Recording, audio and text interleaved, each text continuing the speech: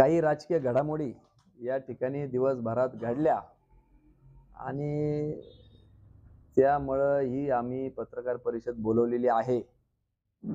खरं तर गेल्या अनेक दिवसांपासनं काकासाहेब कोयटे यांच्या संपर्कात मी स्वतः होतो. माजी आमदार कोल्हेताई होत्या. अगदी परवा उमेदवारी जाहीर करापर्यंत त्याच्या आधी आमची बैठक झाली. सगळे उमेदवार त्यांना सांगण्यात आले. त्यांच्याही वॉर्डातले उमेदवार कोण द्यायचे आहे त्यांनी ती अपेक्षा व्यक्त केली आणि त्या दिवशी रात्री आम्ही आमचे 21 उमेदवार त्या ठिकाणी जाहीर केले. अगदी काल परवापर्यंत घरातलं सीट द्यायचं म्हणून त्यांनी खाली वॉर्डामध्ये असा त्यांची सूचना आली होती आणि त्यामुळे आम्ही ते जाहीरही केलेलं नव्हतं. परंतु त्यांनी दिलेला एक उमेदवार आम्ही जाहीरही केला होता. परंतु अचानक काही तालुक्याबाहेरील शक्ती त्या ठिकाणी सक्रिय झाले आणि नेहमीप्रमाणे आपल्या तालुक्यावर वक्रदृष्टी त्या ठिकाणी पडली आणि आमचा उमेदवार हा कोपरगावात फायनल झाला, ना की शेजारच्या तालुक्यात पुण्या मुंबईला जाऊन आमची उमेदवारी फायनल झालेली नाही. आणि कदाचित त्या ठिकाणी माझं वय कमी आहे. काकासाहेब कोयटे हे 76 वय आहे. नगरपालिका पूर्णत्वास जावस्तोवर त्यांचं 81 वय राहील. त्यांचा राजकीय अनुभव माझ्यापेक्षा जास्त आहे आणि म्हणून कुठंतरी त्याला राजकीय डावपेच म्हणा किंवा शहाचं राजकारण म्हणा, या ठिकाणी गुरफटून ठेवून अगदी सकाळपर्यंत त्या ठिकाणी कुठलीही कल्पना आमच्याशी महिनोन चर्चेत असलेल्या काकासाहेब कोयटे यांनी दिली नाही आणि अचानक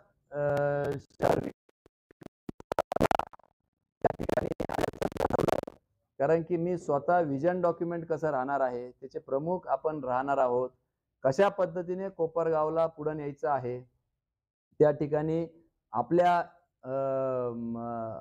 त्या ठिकाणी कुंभमेळा होतो आहे, त्यामध्ये बऱ्याच कमी शहरांना मधून नदी जाती. आपल्या दोन्ही बाजूचं सुशोभीकरण कसं करता येईल, प्रत्येक घेतलेला उमेदवार हा कशा पद्धतीने सिलेक्शन केलं, उमेदवार यादी त्यांच्या बरोबर शेअर केलेली होती. परंतु आणि त्याच दिवशी संध्याकाळी उमेदवारी आम्ही जाहीर केली. त्यांच्या सांगण्यावरूनच आम्ही वरचा उमेदवार खालचे सगळे संवादातून आम्ही ती सगळी उमेदवार यादी जाहीर केली. पण कुठंतरी कोपरगाव हितासाठी नव्हे तर व्यक्तिगत स्वार्थासाठी त्या ठिकाणी त्यांनी प्रतारणा केली आमच्याशी, दगाफटका केला. गद्दारी शब्द थोडासा जास्त होईल, परंतु त्यांनी अंधारात ठेवून त्या ठिकाणी राजकीय त्यांचं गणित साधण्याचा प्रयत्न या ठिकाणी केविलवाणी प्रयत्न मी म्हणल. कारण की सकाळी ॲक्शन झाली आणि दुपारनंतर जी काही रिॲक्शन आम्हाला जनतेतून आलेली आहे त्यांनी आम्हाला निश्चितपणाने खात्री पटलेली की आजच आमचा नगराध्यक्षाचा उमेदवार त्या ठिकाणी विजयी झालेला आहे. कारण की ज्या पद्धतीच्या समोरच्यांची उमेदवारी न करण्याची त्या ठिकाणी घाई झालेली आहे, मग कसे बसे आमचे काही नाराज झालेले उमेदवार असतील त्यांना खेचण्याचा प्रयत्न चाललेला आहे, किंबहुना त्यांना कोणी हो म्हणत नाहीये. आधी ज्यांना काम करायला लावलं अशा उमेदवारांना थांबून दुसरे उमेदवार, अशा अनेक घटना त्यांच्या गोटामध्ये होत आहे. आमचे जे जाहीर न झालेले वॉर्ड आहे तिथं देखील अनेक उमेदवार त्यांचे आमच्याकडे संपर्क आज साधता आहे, परंतु आमच्याकडे आधीच गर्दी झालेली असल्यामुळं आम्ही जे काही इलेक्टिव्ह मेरिटमधले आहे त्याच उमेदवारांना त्या ठिकाणी आम्ही उमेदवारी देणार आहोत. अनेक नाट्यमय घडामोडी, नाराजी घडामोडी झाले. अनेक प्रमुख नेते त्या ठिकाणी उपस्थित नसल्याने अनेक भोया खरं तर शहरमध्ये उंचवल्या गेलेल्या आहे की एकही कार्यक्षम नेतृत्व त्यांच्या पार्टीकडे नसल्यामुळं त्यांना शेजारच्या तालुक्यातून किंवा बाहेरच्या तालुक्यातल्या आका म्हणाल किंवा त्यांच्यानी हँडल करून त्या ठिकाणी घ्यावा लागलं. हीच खरं कोपरगावच्या दृष्टीने दुर्दैवी बाब आहे आणि स्वाभिमानी कोपरगावकर या बाहेरील तालुक्याबाहेरील शक्तींना निश्चितपणाने भीक घालणार नाही आणि हे लादलेलं पार्सल त्या ठिकाणी पुन्हा जिकडं झालंय त्या दिशेने देऊन टाकतील ही मला खात्री आहे.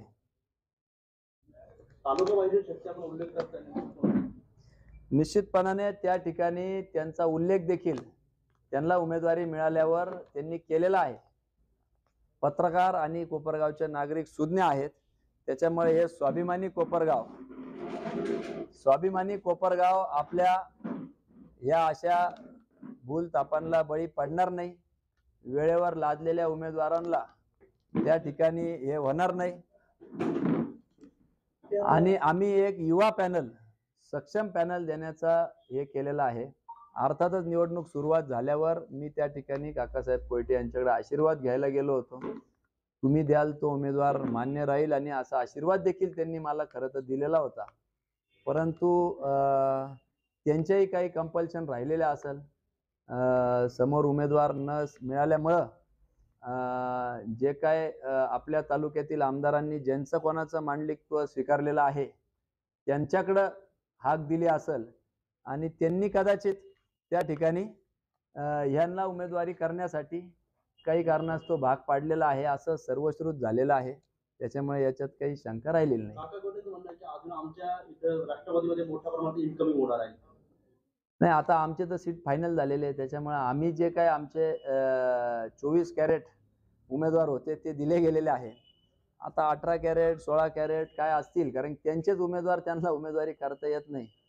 आणि आता मला राष्ट्रवादी त्यांनी प्रवेश केल्या त्यांनी राष्ट्रवादीचं त्या ठिकाणी नेमकी ते राष्ट्रवादीचे आहे का दुसऱ्या तालुक्यातले आहे हा खरा संशोधनाचा भाग झालेला आहे. तालुक्याबाहेरची शक्ती तुमच्याच पक्षातली आहे, तर तुम्ही वरिष्ठांकडे काही त्याच्याबद्दल, कारण पक्षाचा उमेदवार नाही, असं आहे की कोपरगाव तालुक्याला हे नवीन नाही. काहींच्या स्वार्थापायी त्या ठिकाणी अनेकदा या ठिकाणी हस्तक्षेप होतं. कधी स्वर्गीय कोल्हे साहेब, काळे साहेब कोणीही इतरांचं मांडलिकत्व स्वीकारलं नाही. कोपरगावची अस्मिता जपण्याचं काम केलेलं आहे. परंतु अलीकडचं काही वर्षांचा आपण जर अनुभव घेतला तर त्या ठिकाणी 2004 मध्ये बाहेरील शक्तींनी हस्तक्षेप केला. हे अतिशय महत्त्वाचं जबाबदारीपूर्व मी आपल्याला सांगू इच्छितो की 2004 मध्ये बाहेरील शक्तींनी हस्तक्षेप केला, 9 मध्ये केला आणि सलग 10 वर्ष तालुक्याला जो आमदार अपेक्षित नव्हता असा लोकप्रतिनिधी त्या ठिकाणी निवडून दिला गेला. 3650 दिवस त्या ठिकाणी एकही प्रश्न सभागृहात न विचारणारा एकमेव 288 मध्ये आमदार जर कोणी असेल तर ते आपल्या तालुक्याचे अशोक काळे आमदार होते. म्हणजे ज्या कामासाठी आपण त्यांना निवडून दिलं होतं, लोकांचं प्रतिनिधित्व सभागृहामध्ये करायचं, ते सलग 10 वर्ष एकही प्रश्न न विचारणारा रेकॉर्डला आहे एक आमदार आपल्या या तालुक्याला लाभले. आणि ते लादण्याचं काम आपल्या तालुक्यातील जनतेने केलेलं नव्हतं, ते तालुक्याबाहेरच्याच शक्तींनी ते काम केलेलं होतं. आणि अटेंडन्स सुद्धा 1-2% वर त्या सभागृहामध्ये अटेंडन्स त्यांची नव्हती. त्या उलट कोल्हे साहेबांनी हजारोंच्या वर त्या ठिकाणी प्रश्न साहेबांनी विचारलेले आहे. ताईंचा अटेंडन्स 99% सभागृहात राहिलेला आहे. आणि आपण मागच्याच महिन्यात बघितलं की देशाच्या नेतृत्वाने तालुक्यातील इथं नावलौकिक देश पातळीवर झालं.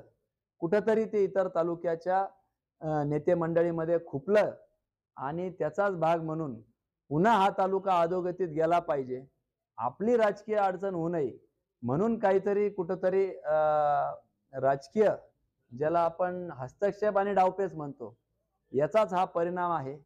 माझी आमदार महोदयाला विनंती राहील की तुमच्याही पार्टीत अनेक सक्षम उमेदवार होते. अर्थात काकांच्याही घरामध्ये संदीप कोयटे सारखे युवा उमेदवार होते, जो पूर्ण वेळ देऊ शकतो, या ठिकाणी न्याय देऊ शकतो, वेळ प्रसंगी हाकेला ओ देऊ शकतो. त्यांनी त्यांच्या इंटरव्ह्यू मध्ये काकांनी सांगितलं की मी मोठ्या कामांसाठी फक्त तिकडे जाईल, छोट्या कामांसाठी मी जाणार नाही. इथं गरिबांचे छोटेच कामं त्या ठिकाणी आडलेले आहे आणि या छोट्याच कामांसाठी हाकेला ओ देणारा माणूस पाहिजे. या ठिकाणी हेलिकॉप्टर पुढारी किंवा राज्य आणि देश पातळीवरचे नेतृत्व करणारे उमेदवार या ठिकाणी लोकांना नको आहे. सर्वसामान्य गोरगरिबांच्या सुखात दुःखात जाणारा, उठणारा, मोटरसायकलीला किक मारून लगेच त्या ठिकाणी हजर होणारा, रात्री 2 वाजता सायकल फोन उचलणारा, असा एक कार्यक्षम अनुभवी प्रशासकीय अनुभव असलेला, पूर्ण वेळ देता येणारा असा कार्यकर्ता पाहिजे, ना की एखाद्याचं मांडलिकत्व स्वीकारणारा नगराध्यक्ष जो इतरांना लादायचा आहे. आणि हा राजकीय डाव सुज्ञ नागरिक आणि कोपरगावचे विशेषतः युवा वर्ग जो या ठिकाणी परिवर्तन पाहू इच्छित आहे. कारण की आज आपण बघितलं तर भारतीय जनता पार्टीमध्ये 75च्या वर या ठिकाणी निवडणूक न लढवण्याचा एक धोरण पक्षीय स्तरावर घेतलेलं आहे. त्याचं कारण हे आहे की या ठिकाणी नव्या उमेदीचे, नव्या जोशाचे उमेदवार नव्या संकल्पनेने आधुनिक तंत्रज्ञानाचा वापर करून अधिकच कार्यक्षम पद्धतीने वेळ देता येतो आणि त्याला न्याय देता येतो त्या पदाला. आणि म्हणून आम्ही देखील आमच्या उमेदवारीमध्ये जवळपास 16 नवीन चेहरे दिलेले 21-20 उमेदवार जे आता जाहीर झालेले आहे आणि त्यातले 7 ते 8 उमेदवार हे अगदी नवीन उमेदवार आहे, युवा उमेदवार आहे. त्याच्यामुळे हा युवा वर्ग या ठिकाणी निश्चितपणाने एक इतिहास घडवल्याशिवाय राहणार नाही याची मला खात्री आहे. पक्षविरोधी कारवाईच नाही ही. पक्षविरोधी कारवाई झाली ना, ज्या तुम्ही शक्तीबद्दल बोलायला, त्या पक्षविरोधी कारवाई बद्दल तुम्ही तुमच्या वरिष्ठांकडे काही वरिष्ठ योग्य तो निर्णय घेतील येत्या काही महिन्यांमध्ये. आम्ही तक्रार करणार नाही. पक्षाकडे सगळं माहिती असते, पक्षाकडे याची नोंद असते. ज्या काकासाहेब कोयटे यांनी काही महिन्यांपूर्वी अमितभाई शान बरोबर त्या ठिकाणी निवेदन दिलं, ज्यांच्या मार्फत ज्यांच्या घरी जेवण केलं, तेच आज एका सहपक्षाचे उमेदवार होत आहे. याच्यातच सगळं काही आलेलं आहे. त्याच्यामुळे वेगळं विश्लेषण याचं काय आम्ही करू पाहू इच्छित नाही. त्याच्यामुळं एक आपल्या तालुक्यातील युवा शक्ती पुढे जाताना ज्यांच्या ज्यांच्या डोळ्यात खुपत आहे त्या सगळ्या शक्ती एकत्रित येऊन त्या ठिकाणी हा तालुक्याचा परिवर्तनाची लाट रोखू पाहत आहे. पण मी त्यांना सांगू इच्छितो की येणाऱ्या 2-3 तारखेला जो काही विजयी गुलाल आहे तो आम्ही घेतल्याशिवाय राहणार नाही. कारण की सकाळच्या ऍक्शनची रिॲक्शन आम्हाला दुपारनंतर यायला लागलेली आहे. आम्ही खरं तर आभार मानू इच्छितो आमदार महोदयांचे की त्यांनी अजून सोपी आम्हाला ही निवडणूक केलेली आहे. त्याच्यामुळे आम्ही निश्चिंत झालेलो आहे की आता ही विकासाची जी काय परिवर्तनाची लाट ही उफाळलेली आहे, ही 3 तारखेला निकालालाच या ठिकाणी थांबल्याशिवाय राहणार नाही. फाईट कशी राहील? फाईट जी आता पहिल्या कालपर्यंत जशी वाटत होती सोपी, तशी आता याच्या पुढे अधिकची सोपी झाली असं आमचं म्हणणं आहे. अधिकची सोपी कसं आहे, कुठल्याही ऍक्शनला रिॲक्शन येते आणि ती रिॲक्शन यायला आमच्यापर्यंत चालू झालेली आहे. त्याच्यामुळं त्याच्यामध्ये ती मात्रही शंका नाही. आम्ही आत्ताच आमच्या 20 उमेदवारांची आढावा घेतलेला आहे आणि अतिशय चांगल्या पद्धतीने ते म्हणता आहे की आमच्यापेक्षाही वरच्या उमेदवाराला 2 मतं तरी होईना आमच्या प्रत्येक प्रभागातून अधिकचे मिळतील अशी खात्री आमच्या स्थानिक खाली उमेदवारांना वाटायला लागलेली आहे. नाही, 3 वेळे इन्सुलिनचं इंजेक्शन घ्यावं लागतं असं मीडियाच्या माध्यमातून सांगितलं. शुगरचंही त्यांनी प्रॉब्लेम सांगितलं. अर्थातच काकांचं वय 76 असल्यामुळं टर्म संपोस्तवर 81 होणार आहे आणि काळानुरूप अशा काही ते आजची नाही, काका 25 वर्षापासून काकांना खरं तर डायबिटीज आहे. त्याच्यामुळं त्याच्यावर मी काय फारसं भाष्य करू इच्छित नाही. परंतु एक युवा कार्यकर्त्याला आशीर्वाद देण्याऐवजी मी आशीर्वाद घेतलेही होते. 3-3, 4-4 तास आमच्या बैठकी झाल्या होत्या. विविध विषयांवर विचार मंथनही झाला होता.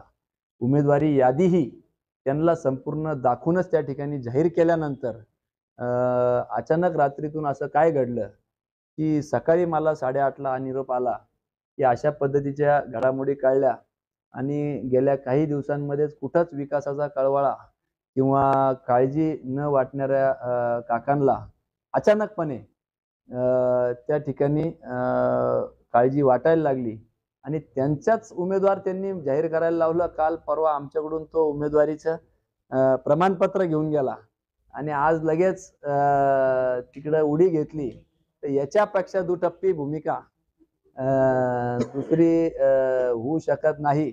आणि 18 दिवस आमचे उमेदवार काही वर्षांचे 9 वर्ष त्याच्या आधी सामाजिक उपक्रमामध्ये किंवा रोज सर्वसामान्यांच्या, आज सुभाषनगर जा, संजय नगर जा, गांधीनगर जा, किंवा पूर आला, खडकीच्या पुरामध्ये असेल, कुठेही अडीअडचणीच्या वेळेस त्या ठिकाणी ग्राउंडवर उतरून, पाण्यात उतरून काम करणारा एक कार्यकर्ता उमेदवार आहे.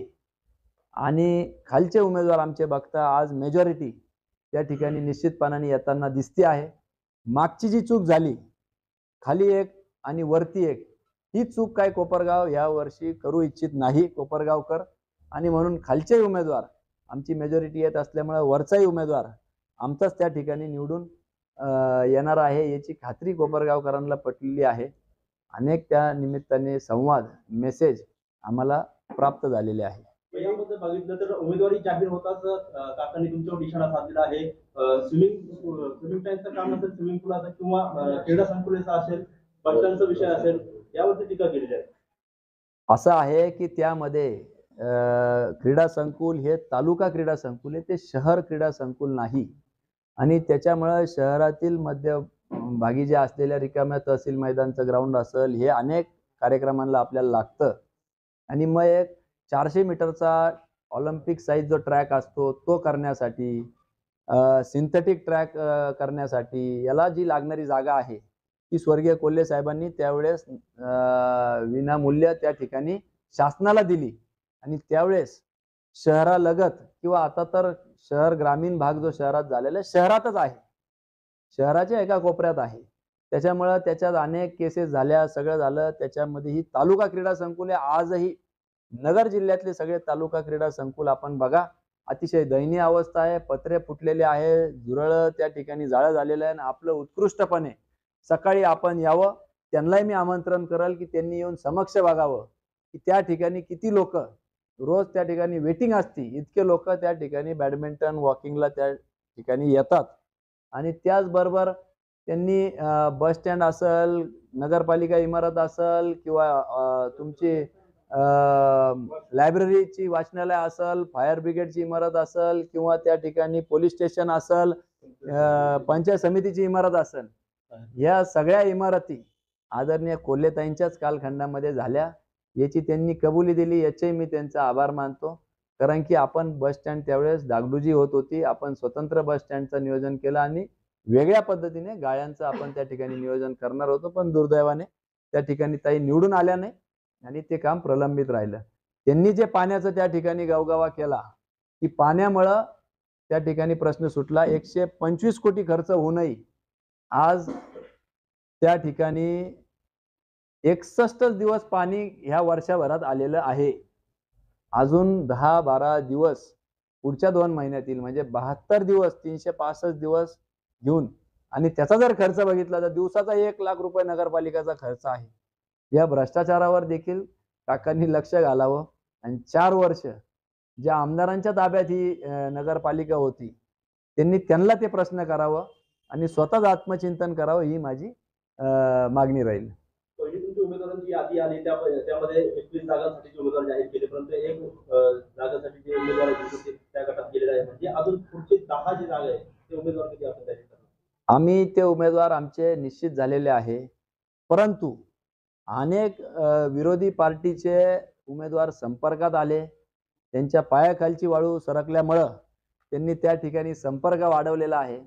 प्रवाहाबरोबर शक्यतो उमेदवार जातात आणि अनेकांना हा अचानक लादलेला, बाहेरील शक्तीच्या आग्रहास्थ लादलेला उमेदवार हा मान्य नाही. तो उमेदवार सहसा कोणाला सक्रिय नाही, फोनवर अवेलेबल नाही. त्याच्यामुळं अनेकांची भावना दुखावल्या गेलेल्या आहे. अनेकांनी तुम्हाला दिसेल की जे नगरसेवक होते ते सुद्धा पुन्हा निवडणूक लढवण्यामध्ये इच्छुक नाही. आणि येत्या काही 3 दिवसात उमेदवारी अर्ज भरले जाणार आहे. त्याच्यातच दूध का दूध पाणी का पाणी होऊन जाईल. त्याच्यामुळं फार लांब नाही. त्याच्यामुळे ती सगळ्या आमच्याकडे मागणी होतीये, तर आम्ही साधक बाधक त्याचा विचार करून आम्ही योग्य तो निर्णय घेऊन तिथं सक्षम उमेदवार आम्ही देणार आहोत. काही नाराजांनी तुम्हाला संपर्क केल्याचं म्हणताय तुम्ही, पुढील काळामध्ये काही प्रवेश होणार आहेत? नाही, मी सांगितल्याप्रमाणे की इलेक्टिव्ह मेरिटवर आम्ही त्या ठिकाणी निवडणुका देणार आहोत. अनेकदा नाराजी ही दाखवली जाते असं नाही, कधी ती मतपेटीतूनही दिसती. त्याच्यामुळं सुप्त पद्धतीची जी काय लादल्याचा इफेक्ट त्या ठिकाणी आलेला आहे, जे इच्छुक 4 उमेदवार होते त्यांना देखील न विचारात घेता त्या ठिकाणी बिचारे अनेक दिवसाचे फिरले, ते पळाले, व्हॉट्सअप स्टेटस टाकले, फ्लेक्स लावले, परंतु अचानक त्यांना घरचा रस्ता दाखवल्यामुळं त्यांच्यामध्येही खतखत त्या ठिकाणी मोठ्या प्रमाणात आहे. भैया, याच्या आधी कोपरगावमध्ये जर कोणती पण निवडणूक असायची तर काळे गट असेल किंवा कोल्हे गट असेल, त्याचबरोबर फार तर फार एखादा अपक्ष राहायचा. पण आता यावेळेस काळे गट पण आहे, कोल्हे गट पण आहे, त्याचबरोबर शिंदे गट, ठाकरे गट. नाही, तो काळे गट आहे का याच्यावर माझा मूळ आक्षेप आहे, प्रश्न आहे. तो काळे गट नसून तो तालुक्याबाहेरील दुसऱ्या गटाची उमेदवारी फक्त तालुक्यातील नेतृत्व थांबवण्याकरता एक युवा त्या ठिकाणी पुढे जात असलेलं काहींच्या खूपच असल्यामुळं ते आहे. म्हणून मला ते मी काळे गट संबोधित इच्छुक नाही, त्या उमेदवाराला काळे गटाचा उमेदवार नाही येतो. कालपर्यंत ते तुमच्या संपर्कात होते, या काळात त्यांनी कधी इच्छा व्यक्त केली होती का की मला तिकीट हवं? नाही, अजिबात नाही, कुठल्याही पद्धतीचा तसा संवाद केला नाही. प्रभागातली फक्त त्यांनी उमेदवारी त्या ठिकाणी मागितली होती आणि प्रभागात त्यांना त्यांच्या सौभाग्यवती सुहासिनीताई द्यायच्या होत्या. त्यासाठी आम्ही आग्रही होतो की त्यांचा अनुभव निश्चितपणाने सभागृहामध्ये उपयोगी येईल. परंतु त्यांच्या चिरंजीवही देऊ शकले असते, ते त्यांच्या सुनबाई पण होत्या. परंतु या ठिकाणी आता आपण शून्य आहात, त्यांनी उमेदवारी करण्याचं ठरवलं याचा अर्थ तुम्ही समजून घ्या.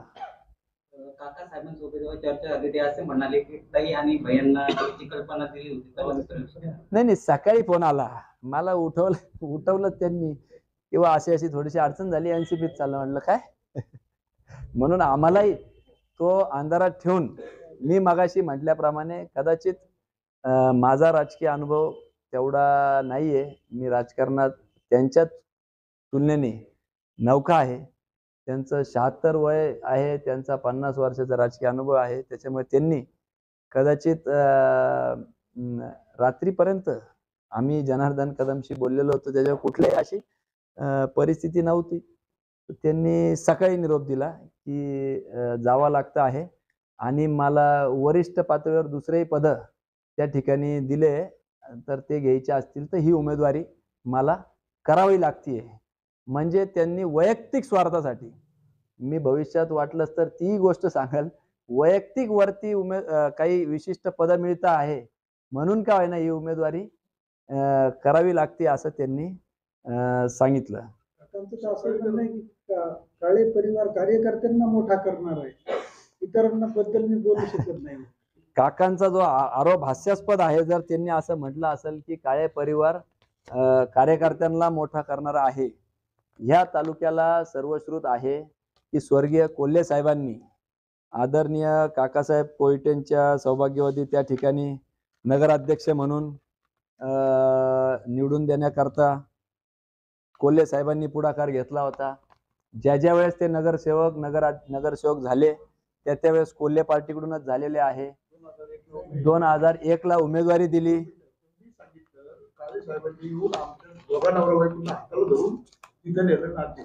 नाही, अजून एक बाकी सांगितलं की दिल्लीच्या एका मोठ्या ज्योतिषाला विचारलं, त्यांनी सांगितलं तुमच्या राजकारणात 50 वर्ष झाल्यानंतर राज्य काल संपला. असं ते कदाचित दिल्लीचे ज्योतिष नसतील, ते प्रवराचे ज्योतिष असतील असं माझा समज आहे.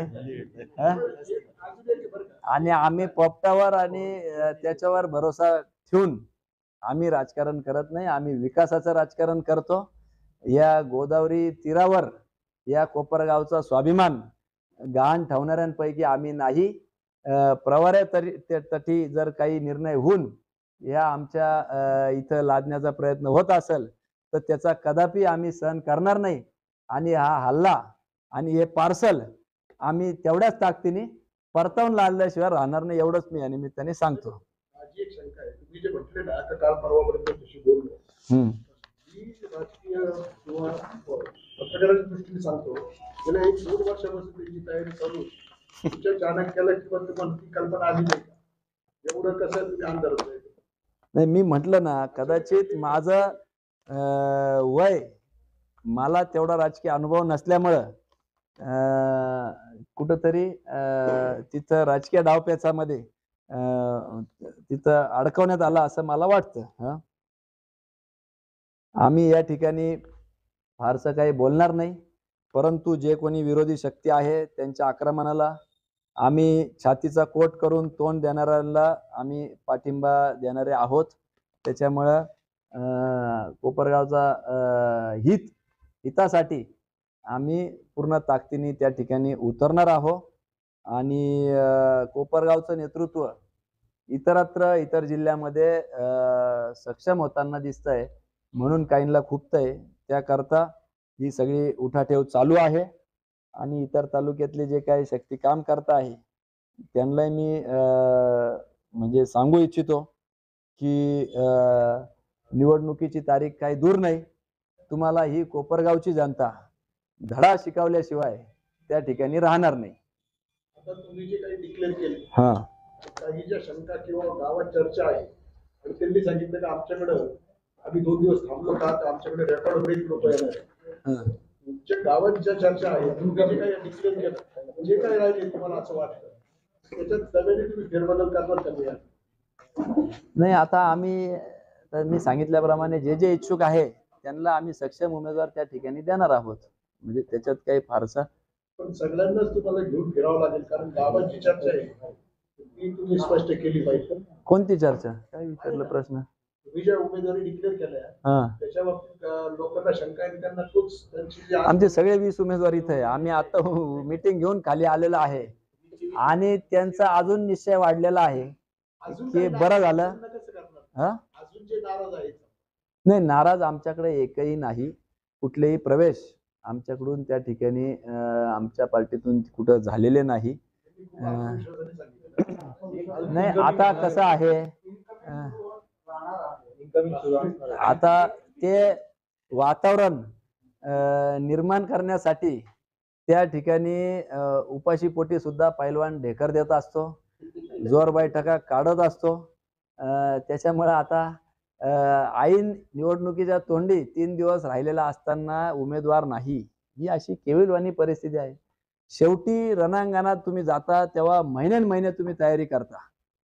आमचे उमेदवार गेल्या 9 वर्षापासून त्या ठिकाणी गाठीभेटी घेतात. आमच्याकडे एक नाही, आमच्याकडे 2 नाही, 3 नाही, 4 निवडून येणारे क्षमता ठेवणारे उमेदवार आमच्याकडे होते. म्हणजे एकाच एक उमेदवार आमच्याकडे होते. परंतु त्यांच्या सुखात दुःखात, त्यांच्या लग्न दहावे कार्य त्यांच्या अडीअडचणी, हॉस्पिटलसाठी भेटणारे रात्री बेरात्री फोन येणारा पूर आला तर म्हणजे अर्ध्या गुडघ्यापर्यंत पाण्यात जाऊन त्या ठिकाणी आम्ही हे केलेलं आहे. आणि म्हणून हे आका आणि काका या दोघांचाही बंदोबस्त हे कोपरगावकर केल्याशिवाय राहणार नाही, एवढंच या निमित्ताने सांगतो.